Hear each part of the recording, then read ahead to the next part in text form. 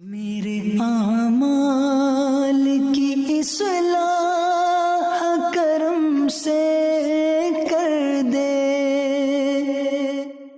الحمدللہ رب العالمین والصلاة والسلام علی سید المرسلین، اما بعد فاعوذ باللہ من الشیطان الرجیم، بسم اللہ الرحمن الرحیم۔ پڑھیے الصلاة والسلام علیک یا رسول اللہ وعلی آلک واصحابک یا حبیب اللہ، الصلاة والسلام علیک یا نبی اللہ وعلی آلک واصحابک یا نور اللہ۔ پیارے پیارے اسلامی بھائیوں اور مدنی چینل کے ناظرین، پیارے آقا مدینے والے مصطفیٰ صلی اللہ تعالی علیہ وسلم کا فرمان عالی شان ہے کہ اللہ پاک کی خاطر آپس میں محبت رکھنے والے جب آپس میں ملیں، ہاتھ ملائیں اور نبی پاک صلی اللہ تعالی علیہ وآلہ وسلم پر درود بھیجیں تو ان کے جدا ہونے سے پہلے دونوں کے اگلے پچھلے گناہ بخش دیے جاتے ہیں۔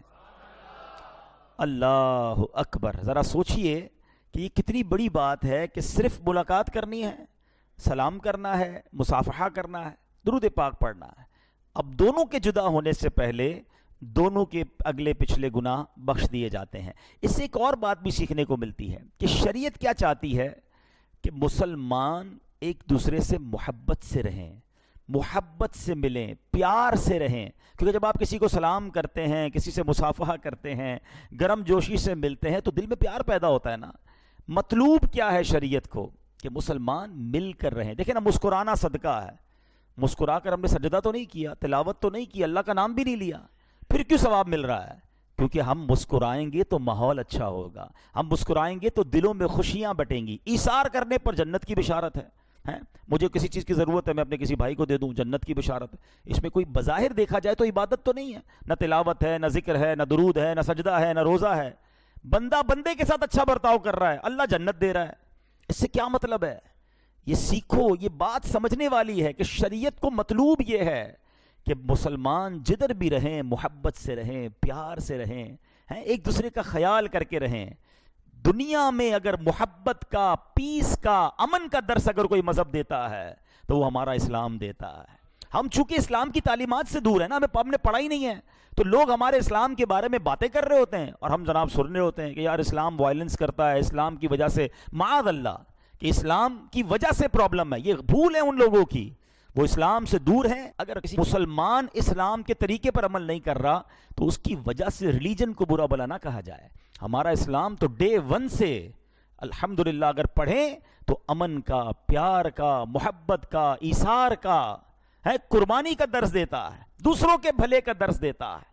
اور آپ یہ دیکھیں کتنی پیاری حدیث ہے کہ دو مسلمان ملیں، سلام کریں، ہاتھ ملائیں، درود پاک پڑھیں، دونوں کے گناہ معاف ہو جاتے ہیں۔ اللہ کرے کہ ہم سلام کو عام کریں۔ یہ سلام کو عام کرنا خود ایک ایسا عمل ہے کہ جس سے تکبر دل سے دور ہوتا ہے، محبت بڑھتی ہے، پیار بڑھتا ہے۔ لیکن آج بھی بڑا معاملہ عجیب ہے، لوگ سلام نہیں کرتے، بس عجیب عجیب اسٹائل ہے لوگوں کی ملاقات کے، اور سناؤ کیا حال ہے، hello, good morning, good evening. اتنا پیارا ملاقات کا طریقہ ہمیں شریعت نے دیا ہے مگر ہم اس کو فالو نہیں کرتے، حالانکہ یہ نیکیاں کمانے کا سمجھ لیں آسان طریقہ ہے۔ السلام علیکم ورحمۃ اللہ وبرکاتہ اگر کوئی کہتا ہے تو سبحان اللہ، اس کو ایک روایت کے مطابق 30 نیکیاں مل جاتی ہیں۔ ایک روایت کے مطابق دو مسلمان آپس میں ملتے ہیں، ان پر 100 رحمتیں نازل ہوتی ہیں، جو سلام میں پہل کرتا ہے اس کو 90 مل جاتی ہیں۔ یعنی فری میں نیکیاں کما رہے ہیں آپ، لیکن پھر بھی شاید روز 100 بندوں سے ملتے ہیں مگر سلام نہیں کرتے۔ چلیں آج سے نیت کر لیں انشاءاللہ کہ سلام بھی کریں گے اور سلام میں پہل بھی کریں گے۔ پہلے میں سلام کروں، وہ سلام کرے اس سے پہلے میں کر لوں، اس کا ثواب زیادہ ہے، اس سے دل صاف ہوتا ہے، تکبر دور ہوتا ہے۔ کچھ لوگوں کا اسٹائل ہے، کہتے ہیں یار میں کیوں پہلے سلام کروں، میں سیٹھ یہ نوکر، میں بڑا یہ چھوٹا، میں افسر یہ ماتحت۔ شیطان دماغ میں کہیں کھیل رہا ہوتا ہے کہ نہیں یار تم کیوں سلام میں پہل کرو، یہ آئے یہ آ کر سلام کرے، آپ پہل نہ کریں۔ یہ وہ شیطان کا وار ہے جو انڈیلیبریٹلی بھی غیر محسوس انداز میں وہ دماغ میں ڈال دیتا ہے اور انسان تکبر میں مبتلا ہو جاتا ہے۔ تکبر کو توڑنا ہے نا تو سلام میں پہل کرنا شروع کر دو۔ میری اور آپ کی اوقات کیا ہے جس کے سبب کائنات بنی ہے، جو وجہ تخلیق کائنات ہیں، رسول اللہ صلی اللہ تعالی علیہ وسلم کی عادت مبارکہ تھی کہ جب کوئی دربار مصطفیٰ میں آتا میرے آقا سلام میں پہل فرماتے تھے. ساری دنیا غلام ہی ہے نا نبی پاک کی, صحابہ سارے غلام, سارے امتی آتا تھا, آقا سلام کرتے تھے. سوچو. اور پھر ایک اور خوبصورت بات بتاؤں کہ صحابہ کرام کے بارے میں آتا ہے, کبھی کبھی صحابہ کرام سوچتے کہ یار جب جاتے ہیں نبی پاک کی سلام میں پہل فرماتے ہیں, آج ہم جائیں گے اور آج ہم پہل کر دیں گے. پلان کر کے جاتے تھے. کہتے ہیں ہم پلان کر کے جاتے تھے مگر اس سے پہلے کہ ہم سلام کرتے نبی پاک کی سلام ارشاد فرماتے تھے.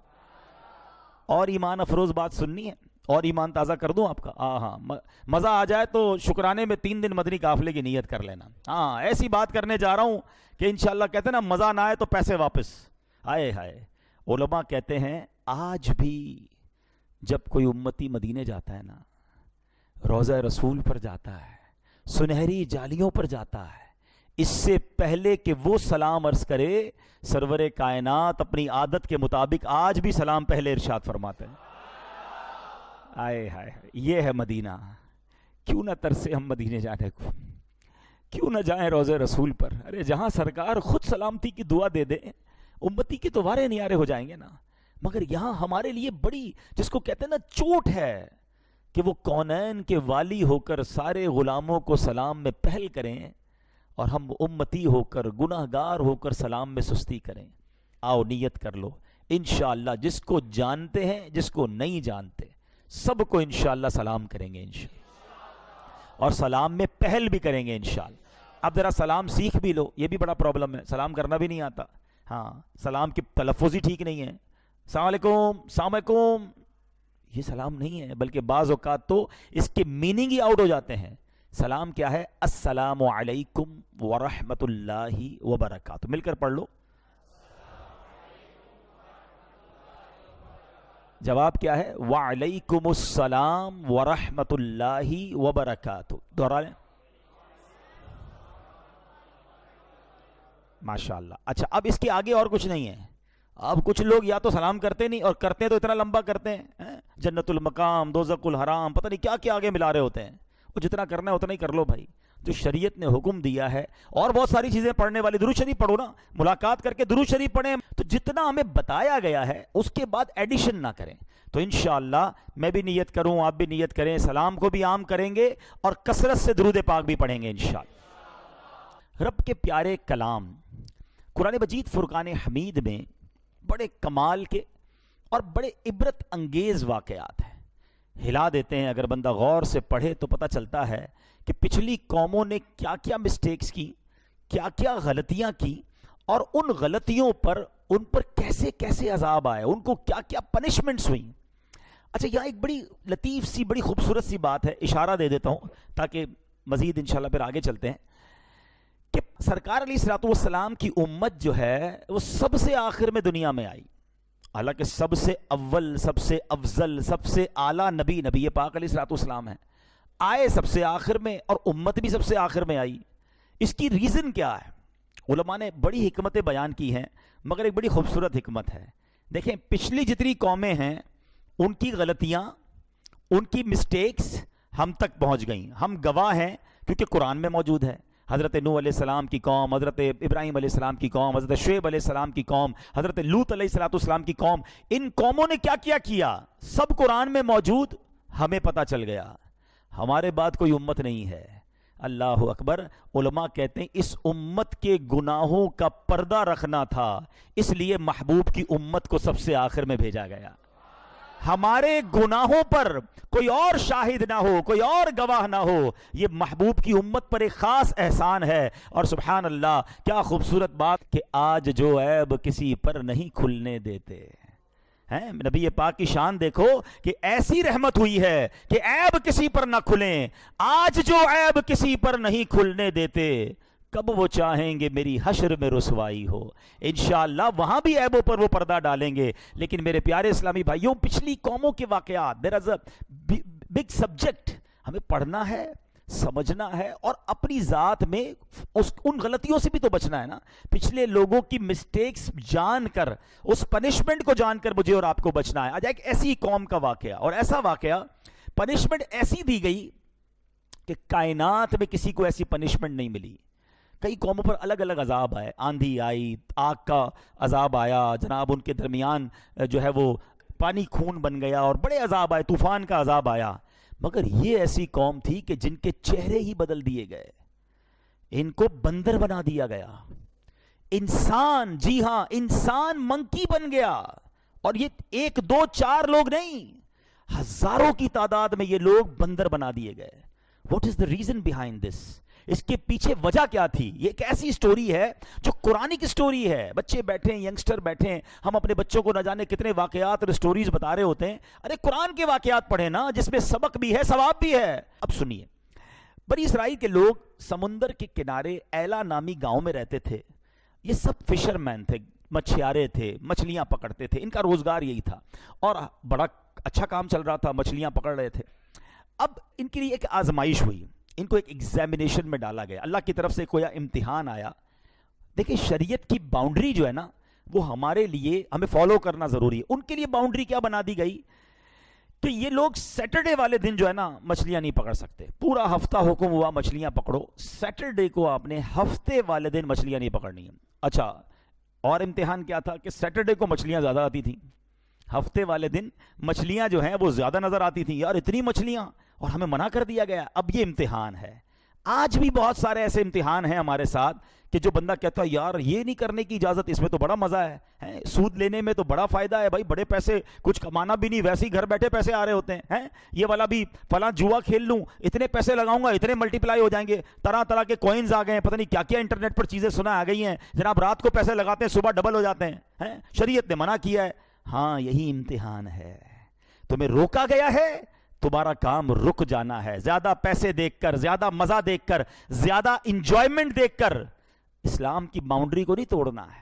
اب کیا ہوا اس قوم نے، شیطان بھی تو اپنا کام کرتا ہے نا. آج بھی بہت سارے کام شیطان کروا رہا ہے. اس زمانے میں شیطان نے کیا کہا، ٹھیک ہے ہفتے کو منع ہے نا، ایسا کرو مچھلیاں مت پکڑو، چھوٹے چھوٹے حوض بنا لو، سوئمنگ پول جس کو کہہ لیں، پونڈز کہہ لیں، چھوٹے چھوٹے حوض بنا لو، سمندر سے نالی نکالو، سیٹرڈے والے دن مچھلیاں اس حوض میں آ جائیں، آگے سے پوٹ بند کر دینا، مچھلیاں حوض میں رہ جائیں گی، اتوار والے دن شکار کر لینا، تو تمہاری یہ ہفتے کا شکار بھی نہیں ہوگا، مچھلیاں بھی تمہارے پاس آ جائیں. کان ادھر سے نہیں، شیطان نے ادھر سے پکڑوا دیا.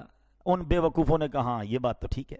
جیسے آج کل شیطان بہت سارے لوگوں کے ساتھ کھیل رہا ہے، کہتے ہیں انٹرسٹ نہیں، یہ مارک اپ ہے.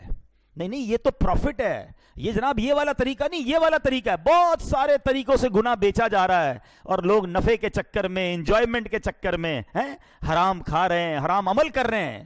سوچتے نہیں کہ یہ شیطان کی ہیلے بازیاں ہیں.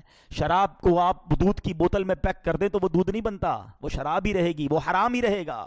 علماء سے پوچھے تو صحیح کہ ضرورت یہ نئی آئٹم آئی ہے، نیا کاروبار آیا ہے، نفع بڑا ہے، لیکن جائز ہے کہ نہیں؟ آج کوئی پوچھنے کے لیے تیار نہیں. آج بندہ کہتا ہے یار راتوں رات امیر بننا ہے بس. یہ نہیں دیکھتے کہ یہ حرام کی روزی میرے گھر میں آ کر تباہی مچا دے گی. اس قوم نے بھی یہی کیا، شیطان کا ہیلا مان لیا. ٹھیک ہے، انہوں نے حوض بنائے اور سیٹرڈے والے دن اس حوض کے اندر پانی آتا، مچھلیاں بھی آتی، حوض کو بند کرتے، اگلے دن پکڑ لیتے. اللہ اکبر. انہیں سمجھایا گیا کہ نہ کرو ایسا، یہ اللہ کی نافرمانی ہے. اللہ کے نبی نے سمجھایا، نہ مانے. اب کیا ہوا، اس قوم میں بائفرکیشن ہو گئی، گروہ بن گئے. ایک گروہ نے کہا ہم تمہاری بات نہیں مانتے، یہ اللہ کی نافرمانی ہے، اللہ نے منع فرمایا، تم یہ کام کر رہے ہو. وہ قوم الگ ہو گئی، درمیان میں دیوار بنا دی گئی کہ تم لوگ ادھر رہو. 12,000 لوگ ایک سائیڈ پہ ہو گئے جن کو سیٹرڈے کو شکار کرنا تھا. کچھ لوگ ادھر ہو گئے کہ نہیں ہم یہ نافرمانی نہیں کریں گے. تھوڑے دن ہوئے تو ایک دن ایسا آیا کہ برابر دیوار کے برابر سے کوئی آواز نہیں آ رہی تھی. جب کسی نے چڑھ کر دیکھا تو حیران ہو گیا کہ وہ 12,000 کے 12,000 لوگ بندر بنا دیے گئے تھے. ان کے چہرے مسخ ہو گئے تھے. اور یہ بات قرآن میں موجود ہے. اللہ کریم پارہ نمبر 1 سورہ بقرہ آیت نمبر 65 میں ارشاد فرماتا ہے. رب کریم نے فرمایا وَلَقَدْ عَلِمْتُمُ الَّذِينَ اعْتَدَوْا مِنْكُمْ فِي السَّبْتِ فَقُلْنَا لَهُمْ كُونُوا قِرَدَةً خَاسِئِينَ. اللہ نے فرمایا اور بے شک ضرور تمہیں معلوم ہے تم میں کہ وہ جنہوں نے ہفتے میں سرکشی کی، سیٹرڈے والے دن نافرمانی کی، تو ہم نے ان سے فرمایا کہ ہو جاؤ بندر، دھتکارے ہوئے، کونوا قردۃ خاسئین، دھتکارے ہوئے بندر ہو جاؤ. رب کی طرف سے حکم ہوا اور ان کے چہرے ختم چینج ہو گئے. اچھا اب کیا ہوا؟ اب یہ 12,000 لوگ جب بندر بنے تو ایکچولی یہ رشتہ دار تھے نا, کوئی چاچا تھا, کوئی ماموں تھا, کوئی کزن تھا, کوئی ادھر تھا, کوئی ادھر تھا. اب یہ لوگ پریشان ہو گئے کہ میرا فیملی ممبر کون ہے. دروازہ کھول دیا گیا. یہ سارے بندر, کوئی کسی کے کپڑے جا کر سونگتا تھا, کوئی کسی کے پاس جا کر روتا تھا, کیونکہ بندر کو پتا تھا یہ میرا کزن ہے, کزن کو نہیں پتا چلتا تھا یہ کون ہے. یہ حال رہا ان کا. روایتوں میں آتا ہے 3 دن یہ لوگ زندہ رہے اور اس کے بعد سارے کے سارے مارے گئے, سب دنیا سے چلے گئے.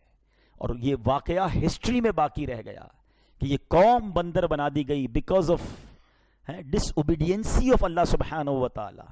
نافرمانی کی انہوں نے رب تعالیٰ کی. اس زمانے کے نبی نے انہیں سمجھایا تھا مت کرو ایسا, مگر وہ نہیں مانے.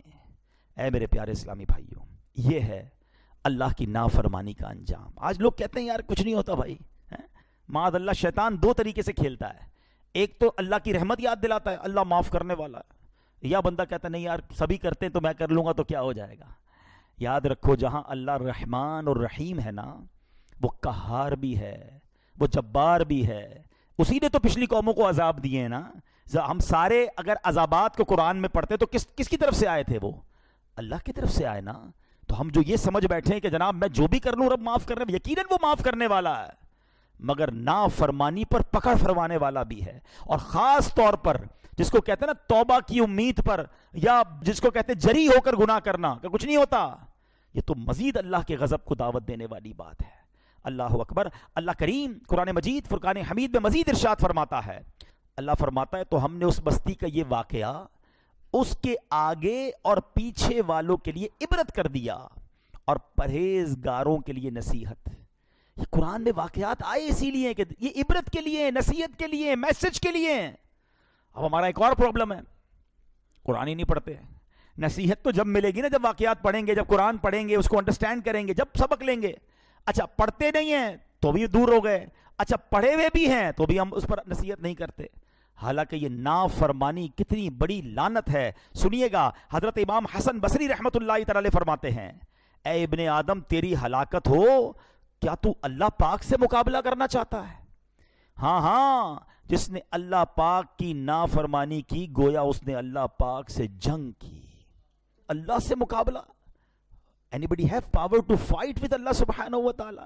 کسی کے پاس یہ چانس نہیں ہے. بندہ دیکھیں, ایک تو وہ ہے کہ گناہ ہو گیا اور بندہ توبہ کر لے, شرمندہ ہو, اور ایک یہ ہے کہ ڈیلیبریٹلی پلاننگ کے ساتھ بالکل بے فکر ہو کر گناہ کرنا.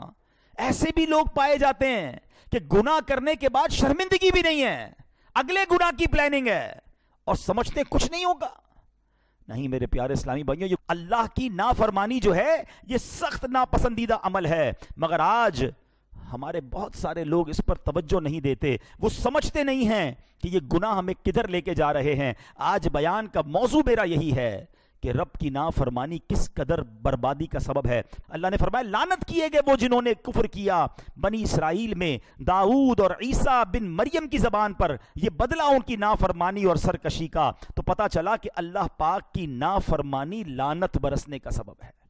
لعنت برستی ہے ان لوگوں پر. اب سنیے گا, یاد رکھیے, حضرت وہب رحمت اللہ تعالی سے روایت ہے, اللہ پاک نے انبیاء بنی اسرائیل میں کسی نبی کی طرف وحی فرمائی کہ بندہ جب میری اطاعت کرتا ہے نا, مبارک ہو جو نماز پڑھتے ہیں, مبارک ہو جو روزہ رکھتے ہیں, مبارک ہو جو تلاوت کرتے ہیں, جو اچھے کام کرتے, سنو آپ کو کیا انعام ملتا ہے, چھوڑنا نہیں نیکیاں. فرمایا بندہ جب میری اطاعت کرتا ہے تو میں اس سے راضی ہو جاتا ہوں, اور جب راضی ہو جاتا ہوں تو اسے برکتیں عطا فرماتا ہوں, اور جب بندہ میری نافرمانی کرتا ہے تو میں اس سے ناراض ہو جاتا ہوں, اور جب میں اس سے ناراض ہو جاتا ہوں تو اس پر لعنت برساتا ہوں, اور میری لعنت اس کی 7 پشتوں تک پہنچتی ہے. یہ زیادہ خطرناک بات ہے کہ ہمارے برے اعمال, ہماری اللہ کی نافرمانی, یہ ہماری نسلوں کے لیے بھی بہت نقصان دہ ہے. انسان کی نیکی جو ہے وہ اس کی نسلوں کے لیے فائدے کا باعث بنتی ہے. تو اے میرے پیارے اسلامی بھائیوں, بہت گناہ کر لیے, بڑی نافرمانیاں کر لیں, اب اللہ کی رضا والے کام کرنے ہیں اور زندگی ایسے گزارنی ہے جو رب کی نافرمانی میں نہ گزرے. ذرا سوچے نا, پچھلی قوموں میں کیا کیا غلطیاں کی تھیں ہیں. ان کے وہ گناہ کرتے تھے اور اس کے بہانے گھڑ لیتے تھے. سود کو منافع یعنی پروفٹ کہتے تھے, بے حیائی کو جدت کا نام. آج بھی ایسے لوگ ہیں کہتے نہیں جناب یہ تو ماڈرن لائف ہے, حیا پردہ جو ہے وہ دل میں ہونا چاہیے, اور بے پردگی کو فروغ دے رہے ہیں, بے حیائی کو فروغ دے رہے ہیں. کوئی کرتا ہے بے پردگی نہیں ہے جناب یہ تو فیشن ہے. کبھی سوچیں وہ لوگ کہ تم کس کی نافرمان. موسیقی کو معاذ اللہ روح کی غذا کہتے ہیں. بندے کو کس طرح پروموٹ کر رہے ہیں کہ نہیں کچھ نہیں ہوتا. آپ سوچیں آج لوگوں کو تم منا لو گے, لوگوں کو چکنی چپڑی باتوں میں منا لو گے, نہیں بھائی میں انٹرسٹ کا کام نہیں کرتا, میں تو ذرا ہمارا کوئی اور طریقہ ہے, دنیا کو منا لو گے, اللہ کی بارگاہ میں پیش نہیں ہونا ہے. ادھر کیا جواب دیں گے؟ ذرا سوچئے. گناہ آخر گناہ ہے, اور جب رب ناراض ہوتا ہے تو بندہ برباد ہو جاتا ہے. اچھا, اب پچھلی قوموں کے بارے میں آپ کو ایک سمری پیش کرتا ہوں, ذرا غور سے سنیے گا. قوم عاد. آج لوگ کہتے ہیں یار ہمارا بڑا نام ہے, بڑی طاقت ہے, بڑا خاندان ہے, بڑی سورس ہے. میں آپ کو ذرا پچھلی قوموں کی ایک سمری پیش کرتا ہوں, قرآن سے پیش کرتا ہوں. قوم عاد یہ کون سی قوم تھی؟ اتنے لمبے لمبے قد تھے, اوہو بڑے طاقتور. اللہ پاک نے مال و دولت سے بھی بڑا نوازا تھا. حضرت ہود علیہ السلام نے ان کو اللہ کی طرف بلایا, نہیں مانے, گناہوں پر باقی رہے, ضدی تھے. اب کیسا قہر آیا کہ آندھی کا عذاب بھیجا گیا. اتنی خشک اور سخت آندھی تھی کہ زمین سے اکھیڑ دیا گیا, سر کے بل گر جاتے, ٹکڑے ٹکڑے ہو گئے. قوم سمود آئی, یہ فن تعمیر کی ماہر تھی, ان کو بھی بڑی نعمتوں سے اللہ نے نوازا, بڑا مال و دولت تھا. حضرت صالح علیہ السلام نے سمجھایا, اونٹنی بھی پہاڑ سے نکال کے دکھا دی, ایمان نہیں لائے. پھر کیا ہوا؟ شدید زلزلہ آیا, یہ قوم بھی دنیا سے غائب ہو گئی, تباہ و برباد ہو گئی. نمرود کیسا رعب تھا, کیسا دبدبا تھا, تخت و تاج اللہ نے عطا کیا ہے, اتنا بڑا اس کو سلطنت ملی, مگر خدائی کا دعویٰ کرنے لگ گیا, نافرمان ہو گیا. اس کا حال کیا ہوا کہ مچھر کے ذریعے اسے ہلاک و برباد کر دیا گیا. فرعون, اس کی طاقت کا اندازہ کو خدا کہتا تھا اپنے آپ کو, اتنے بڑے بڑے فوجی تھے, اتنا بڑا بڑا لشکر تھا. آج کون ہے جو فرعون کا نام لینے والا ہے؟ میں اور آپ کچھ بھی نہیں ہیں, ہماری کوئی اوقات نہیں ہے. بڑے بڑے کرنو فر والے لوگ آئے ہیں جنہوں نے مقابلہ کیا اللہ سے, ہیں بڑے بے باک تھے, اپنے گناہ پر ڈٹے رہے اور سمجھتے تھے کوئی ہمارا کچھ نہیں بگاڑ سکتا. ان کی داستان بھی باقی نہیں رہی ہے. تو ہمیں سوچنا ہے کہ اگر رب ہم میں سے کسی سے ناراض ہو گیا نا, تو پھر دنیا کی کوئی طاقت بچا نہیں سکے گی, کوئی سورس, کوئی عہدہ, کوئی رابطہ, کوئی پیسہ, کوئی سپورٹ. یاد رکھنا, جس سے رب راضی اس سے سب راضی. رب ناراض ہو گیا نا, پھر ساری دنیا ملا لو اپنے ساتھ, ہاں پھر اللہ کی پکڑ بڑی شدید ہے, اس کا عذاب بڑا شدید ہے. یاد رکھیے میرے پیارے اسلامی بھائیوں, آج جو ہے نا یہ ہم سمجھتے ہیں کہ یہ پہلے کے لوگوں کے ساتھ تو عذاب آتا تھا, ہم پر نہیں آتا. یہ مہربانی ہے نبی پاک علیہ السلام کی کہ ہم پر اجتماعی عذاب نہیں آتا. مگر ایک چیز ہو رہی ہے ہمارے ساتھ, وہ کیا ہے؟ جاؤ میں آپ کو بتاتا ہوں. اللہ اکبر. یاد رکھیے گا, علماء فرماتے ہیں کہ پہلے کے لوگوں کے عذاب میں جسم بدل دیے جاتے تھے, ان کے چہرے بدل جاتے تھے. آج اس امت کا عذاب یہ ہے کہ ان کے دل بدل دیے جاتے ہیں. ہاں یہ یاد رکھنا. اور قرآن میں رب نے فرمایا وَنُقَلِّبُ أَفْئِدَتَهُمْ وَأَبْصَارَهُمْ, اللہ فرماتا ہے ہم پھیر دیتے ہیں ان کے دلوں اور آنکھوں کو. حکیم الامت مفتی احمد یار خان نعیمی رحمت اللہ تعالی علیہ یہ آیت ذکر کرنے کے بعد فرماتے ہیں کہ وہ دل بگڑنے کی 3 نشانیاں کیا ہیں. ہمیں کیسے پتہ چلے ہمارا دل بگڑ گیا ہے؟ اب 3 نشانیاں سنو اور ڈر جاؤ. آپ فرماتے ہیں جس کا دل بدل جاتا ہے نا, اس کے اندر 3 چیزیں آ جاتی ہیں. نمبر 1, اس کو اطاعت میں لذت نہیں ملتی ہے, یعنی عبادت میں مزہ نہیں آتا. نماز پڑھے گا تو بور فیل کرے گا, قرآن پڑھے گا تو نیند آنے لگے گی, اجتماع میں آئے گا تو بھاگنے کا جی چاہے گا, ذرا محفل کی طرف کسی نیک کام کی طرف بلاؤ اس کو مزہ ہی نہیں آئے گا, اس کو لگے گا میں قید ہو گیا ہوں, میں پکڑا گیا ہوں, میں پھنس گیا ہوں.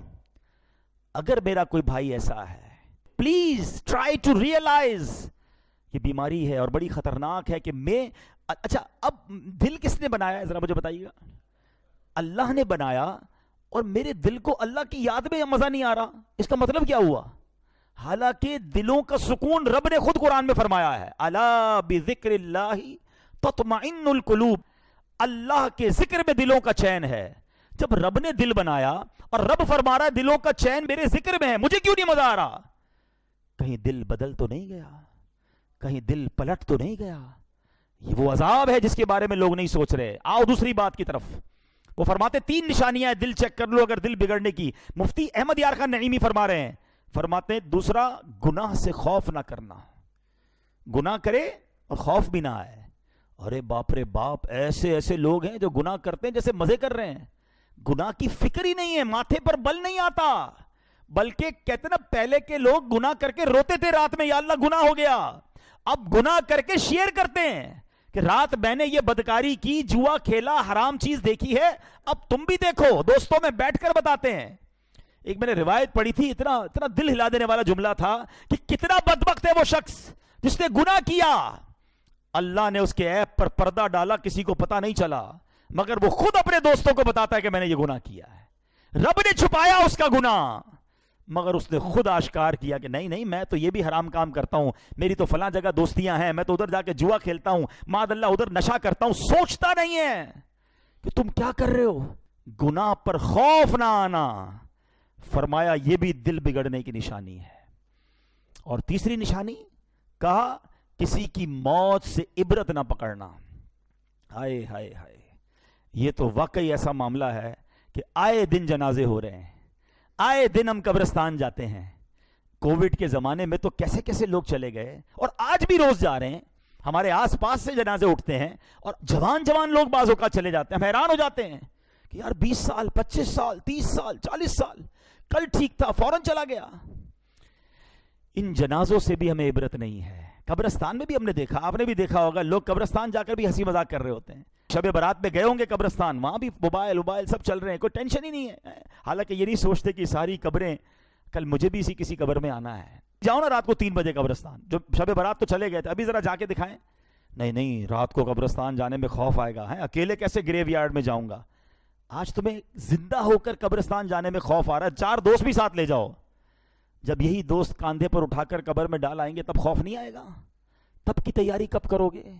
میں دوبارہ ریپیٹ کرتا ہوں یہ تینوں باتیں کہ وہ 3 سبب جو دل بگڑنے کی نشانیاں ہیں کہ دل کسی کا الٹ دیا جائے, وہ کیا ہے؟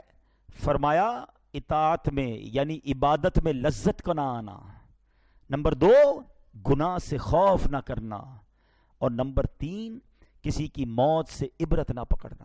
سوچ لو, اگر ایسا ہے نا میرے ساتھ, تو اب ٹائم آ گیا ہے سر جھکانے کا, ٹائم آ گیا معافی مانگنے کا. ورنہ کہیں بگڑے دل کے ساتھ دنیا سے چلا گیا نا, پھر تو مارا جاؤں گا.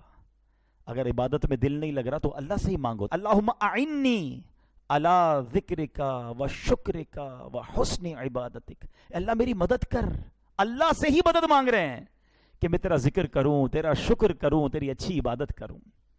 ہم اللہ سے مدد مانگے نا, یا اللہ میں تیری عبادت کرنا چاہتا ہوں, میرا دل نہیں لگ رہا ہے, مانگو نا اس سے.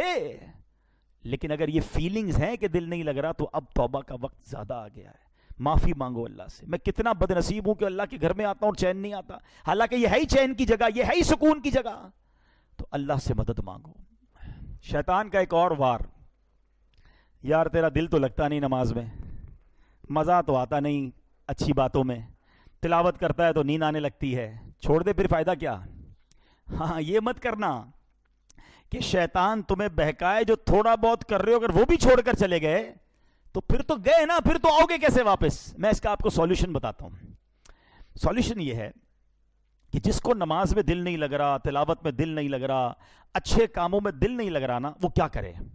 اس کو میں دنیاوی اگزامپل کے ذریعے سمجھاتا ہوں. مثال کے طور پہ کسی کو بخار ہو جائے تو کیا ہوتا ہے, منہ کڑوا ہو جاتا ہے نا. آپ نے دیکھا ہوگا جس کو بخار ہو اس کو کھانا اچھا نہیں لگتا ہے, ایون گھر والے بھی اچھے نہیں لگتے, دوست بھی اچھے نہیں لگتے, کیونکہ طبیعت خراب ہے.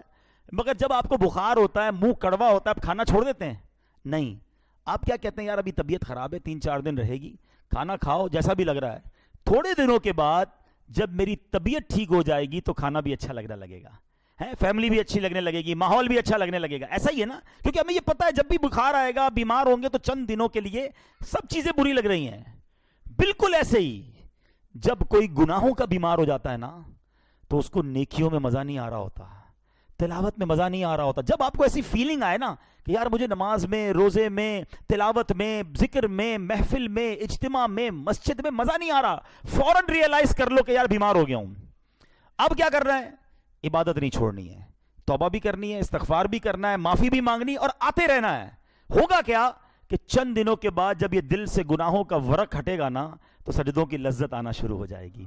عبادت میں دل لگنا شروع ہو جائے گا, تلاوت کا نور ملنا شروع ہو جائے گا. کیوں کہ وہ بیماری کے دن چلے جائیں گے. اب بیماری بھی رہوں اور دوائی بھی نہ لوں تو بیماری تو اور بڑھ جائے گی نا. کچھ لوگ اس لیے بھاگ جاتے ہیں, یار میں مسجد میں جاتا ہوں مزہ نہیں آتا, ارے اب تو اور مسجد میں جانا ہے. قرآن پڑھتا ہوں دل نہیں لگتا, ارے اب تو اور قرآن پڑھنا ہے. میں ذکر کرتا ہوں مجھے نیند آنے لگتی ہے, ارے اب اور ذکر کرنا ہے کیونکہ دل بیمار ہو گیا ہے. مجھے اس بیمار دل کو صاف کرنا ہے. اگر یہ بیماری بڑھ گئی تو کہیں ایمان ہاتھ سے نہ چلا جائے. یاد رکھیے علماء فرماتے ہیں کہ ایمان جانے کا ایک سبب یہ بھی لکھا کہ بندہ گناہ کرتا رہتا ہے, گناہ کرتا رہتا ہے یہاں تک کہ دل سخت ہو جاتا ہے اور آخری وقت بندے کا ایمان بھی چھن لیا جاتا ہے.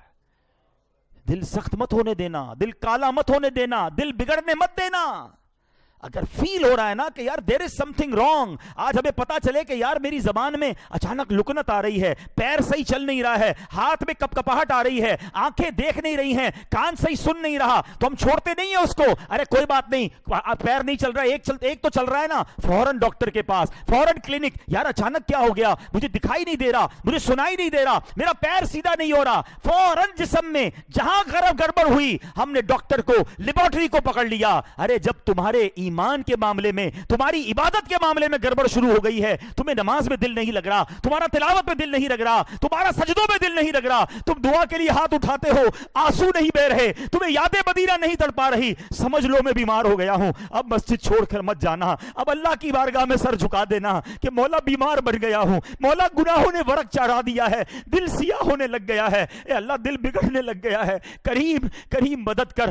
اللہم اعنی علی ذکرک و شکرک و حسن عبادتک. مانگو نا اپنے رب سے, وہ کریم ہے, وہ تمہارا دل صاف کر دے گا, وہ تمہارے دل سے یہ گناہوں کی عادت چھڑا دے گا. بس فکر رکھنا کہ دل بدل نہ جائے, اور موت کسی کی سن کر بھی تمہیں عبرت نہیں آتی تو سمجھ لو دل بگڑ گیا ہے. ارے پہلے کے لوگ پتہ ہے کیسے ہوتے تھے. آج مجھے اور آپ کو کسی کے جنازے میں جانا ہو نا تو بڑا آسان ہے ڈھونڈنا, یار اس کا بیٹا کون ہے, اس کا بھائی کون ہے, کیونکہ ایک بندہ ہوگا جو یا تو رو رہا ہوگا یا بڑا افسردہ ہوگا اور سارے لوگ اس سے مل رہے ہوں گے. ایسا ہی ہے نا, پہلے ایسا نہیں تھا. پہلے کے زمانے میں ڈھونڈنا مشکل تھا کہ میت کا رشتہ دار کون ہے. کیوں؟ سبھی رو رہے ہوتے تھے, جنازے میں سب رو رہے ہوتے تھے. اس لیے نہیں کہ میت سے پیار ہوتا تھا, اس لیے کہ سب کو اپنی موت یاد آ رہی ہوتی تھی, سب کو یہ خیال آ رہا ہوتا تھا آج یہ گیا ہے, کل میری باری ہے, آج میں نے اس کو قبر میں اتارا ہے, کل مجھے اتاریں گے. مسجد میں ایئر کنڈیشن چل رہا ہے, کتنے مزے سے ہم بیٹھے ہیں, تھوڑی دیر لائٹ چلی جائے نا 10-15 منٹ کے بعد ہم نہیں بیٹھ سکیں گے, گرمی ہونے لگے گی. یہ میری اور آپ کی اوقات ہے. کبھی ہم نے سوچا کہ قبر کی گرمی کیسے برداشت ہوگی. ایک سوراخ نہیں چھوڑتے دوست, کہتے یار یہ سوراخ ہے اس میں بھی مٹی ڈال دو بھائی, قبر میں ایک سوراخ کو بھی بند کرو. ہاں, جس سے رب راضی ہوا اس کی قبر میں بھی رونق ہی رونق ہوگی, اس کی قبر جنت کا باغ بنے گی. فرمایا اتنی وسیع ہو جائے گی جدھر تک نظر جائے گی ادھر تک قبر وسیع ہو جائے گی. تو گزارو ایسی زندگی کہ قبر بھی روشن ہو جائے. اے میرے پیارے اسلامی بھائیو, اللہ ناراض ہوتا ہے تو کیسا غضب ہوتا ہے. ایک واقعہ میں آپ کو سناتا ہوں, اللہ اکبر. ایسا واقعہ ہے کہ ہلا دیا نا جس نے. حضرت منصور بن عمار رحمت اللہ تعالی فرماتے ہیں, میرا ایک دینی بھائی تھا, مجھ سے بڑی عقیدت رکھتا تھا, میری نگاہ میں تو بڑا عبادت گزار بھی تھا کیونکہ تہجد بھی پڑھتا تھا, خوف خدا سے رونے والا بھی تھا. ایک مرتبہ مجھے خبر ملی کہ وہ میرا دینی بھائی بیمار ہو گیا ہے. میں اس کے پاس گیا اور دیکھا کہ وہ بہت کمزور ہو چکا ہے, گھر کے درمیان لیٹا ہے, چہرہ اس کا کالا ہو گیا ہے, آنکھیں اس کی نیلی ہو گئی ہیں. میں نے کہا بھائی لا الہ الا اللہ کی کثرت کرو. تو اس نے اپنی آنکھیں کھولیں, بڑی مشکل سے میری طرف دیکھا, پھر بے ہوش ہو گیا. میں نے دوبارہ اسے کہا لا الہ الا اللہ پڑھو, آنکھیں کھولیں, مجھے دیکھا, پھر دوبارہ آنکھیں بند کر لی.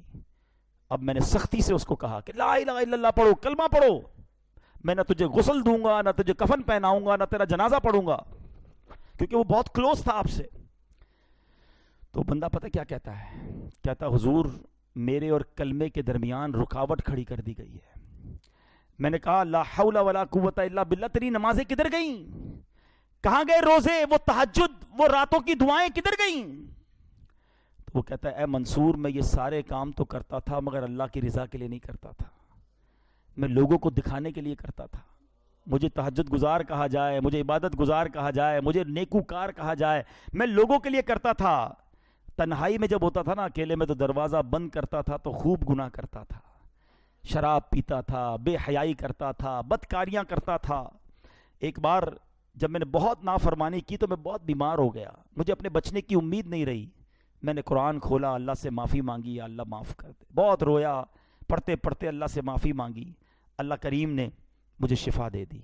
میں پھر گناہ میں پڑ گیا، پھر شیطان کے پیچھے چل پڑا. تھوڑے عرصے بعد پھر بیمار ہوا، ڈاکٹروں نے کہا نہیں بچے گا. میں نے پھر قرآن اٹھایا، روتے روتے پھر اللہ سے دعا مانگی، اللہ قرآن کے صدقے بخش دے. اللہ نے پھر کرم کیا، مجھے شفا نصیب ہو گئی. اے منصور میں پھر باز نہیں آیا. جب شفا ملتی تھی تو گناہ کرتا تھا، بیمار ہوتا تھا تو توبہ کرتا تھا. تیسری بار میں پھر گناہوں میں پڑ گیا، بڑے گناہ کیے. اب جب پھر اللہ تعالیٰ نے بیمار کیا، پھر میں پریشان ہوا. اب قرآن اٹھایا تو قرآن کا ایک لفظ میری زبان سے ادا نہیں ہو رہا. میری زبان پر لاک لگا دیا گیا ہے، میں قرآن نہیں پڑھ پا رہا ہوں. اللہ کی بارگاہ میں نے کہا یا اللہ تو مجھ سے سخت ناراض ہے، اے اللہ مجھے معاف کر دے. کہتا ہے منصور مجھے غیب سے آواز آئی کہ جب تو بیمار ہوتا ہے تو توبہ کرتا ہے، جب تندرست ہو جاتا ہے تو گناہ کرنے لگ جاتا ہے، جب تکلیف میں مبتلا ہوتا ہے تو اللہ کو یاد کرتا ہے، روتا ہے، اور جب اللہ پاک تجھے نجات دیتا ہے تو پھر گناہوں میں پڑ جاتا ہے. کیا تجھے موت کا خوف نہ تھا؟ تو عقل رکھتا ہے، سمجھ رکھتا ہے، پھر بھی غفلت میں پڑا رہا. تو نے کتنی بار اللہ سے وعدہ کیا مگر ہر بار تو نے وعدے کو توڑ دیا. حضرت منصور کہتے ہیں وہ بتاتا جا رہا تھا، روتا جا رہا تھا، اور جب کہتے میں تو اس کے پاس سے اٹھ کر چل گیا کہ اب اس بندے کا اور کیا ہو سکتا ہے. میں جیسے ہی دروازے کے باہر نکلا اس بندے کا بغیر کلمہ پڑھے انتقال ہو گیا. سچ بتاؤ ہمارا حال کیا ہے؟ مشکل آئے، کئی لوگ مسجد میں دکھتے ہیں، ہاتھ میں تسبیح ہوتی ہے، سر پر ٹوپی ہوتی ہے، کو کیا ہوا یار بس قرضہ بہت بڑا ہو گیا ہے، نوکری چھوٹ گئی ہے، گھر والے بیمار ہیں، والد ہاسپٹل میں ہیں. اللہ یاد آ گیا ہے، مسجد یاد آ گئی ہے. جدھر وہ مسئلہ حل ہوا، جدھر وہ پرابلم ختم ہوئی، بندہ ہی بھاگ گیا مسجد سے دور. کیا اس لیے اللہ کی عبادت ہے؟ اللہ تمہیں اس لیے یاد آتا ہے کہ جب مشکل آئے تو رب یاد آیا، اور اللہ نے آسانی دی تو اسی کی ناراضگی والے کام مت کرو میرے پیارے اسلامی بھائیوں. ایسا خوشی میں بھی رب کے ساتھ رب کی رحمت کو پکارتے رہو، عبادت کرتے رہو. اور اگر کوئی تکلیف اور کوئی آزمائش آ جائے پھر بھی ہم اللہ کا در چھوڑ کے کدھر جائیں گے؟ اس کریم کے سوا ہمارا کون ہے؟ وہ ناراض ہو گیا تو مارے جائیں گے. آؤ میرے پیارے اسلامی بھائیوں، سچی توبہ کر لو، اللہ کی بارگاہ میں سر جھکا دو. وہ بڑا کریم ہے، وہ پچھلے گناہوں کو معاف فرما دے گا اگر بندہ صدقے دل سے توبہ کر لے اور آئندہ گناہ نہ کرنے کا پکا ارادہ کر لے. میں اللہ سے میں بھی دعا کرتا ہوں اور آپ بھی دعا کریں کہ رب کریم ہمیں سچی توبہ نصیب فرما. امام حسن بصری فرماتے دیکھو نیکی کیا چیز ہے. آپ فرماتے جب بندہ نیکی کرتا ہے نا تو یہ نیکی اس کے دل میں نور اور بدن کی طاقت بن جاتی ہے. آپ کچھ واقعی نیک لوگوں کو دیکھیں گے نا، ان میں بڑی انرجی ہوگی، بڑی عمر کے بھی ہو جائیں گے مگر آپ کو حشاش بشاش ہر وقت آپ کو ایکٹیو نظر آئیں گے، کیونکہ ان کے اندر ایک روحانی طاقت آ گئی ہوتی ہے. آج کے دور میں دیکھنا ہے تو 73 ایئرز کی ایج ہے، میرے پیر و مرشد کو دیکھ لو، جوان تھک جاتے ہیں وہ نیکی کر رہے ہوتے ہیں. یہ کیا ہے؟ وہ کہتے ہیں موسیقی روح کی غذا ہے. نہیں، ذکر اللہ روح کی غذا ہے. تم اللہ کی عبادت کرو، اللہ تمہارے بدن کو توانا کر دے گا. امام حسن بصری فرماتے ہیں کہ جو نیکی کرتا ہے تو یہ نیکی اس کے دل میں نور اور بدن کی طاقت بن جاتی ہے، اور جب بندہ گناہ کرتا ہے تو یہ گناہ اس کے دل میں اندھیرا کرتا ہے اور بدن کو کمزور کر دیتا ہے. آپ کو کئی جوان ملیں گے جو بالکل لاغر سے ہر وقت تھکے تھکے سے نظر آئیں گے. دیکھو کہ کہیں نیکی سے دور تو نہیں ہو گئے. تم نیکی کرو، اللہ تمہیں روحانی طاقت عطا فرما دے گا. تو آئیے میرے پیارے اور محترم اسلامی بھائیوں، آج میں بھی نیت کر لوں اور آپ بھی نیت کر لیں، کیونکہ یہ گناہ جو ہے نا، اللہ کی نافرمانی، یہ اتنا برا عمل ہے کہ جب یہ قحط ہو جاتا ہے نا، کبھی تو روایتوں میں آیا کہ جو جانور ہے نا وہ بھی نافرمان انسانوں پر لعنت بھیجتے ہیں کہ یہ قحط سالی ان انسانوں کے گناہ کی وجہ سے ہے. جانور بھی لعنت بھیجتا ہے اس بندے پر جو اللہ کی نافرمانی کر رہا ہے، یعنی وہ جانور سے بھی بدتر ہو گیا نا. تو بس انشاءاللہ اب نافرمانی نہیں کرنی، اور اب انشاءاللہ اب ساری زندگی نیکیوں والی گزارنی ہے انشاءاللہ. صلو علی الحبیب. میرے آمال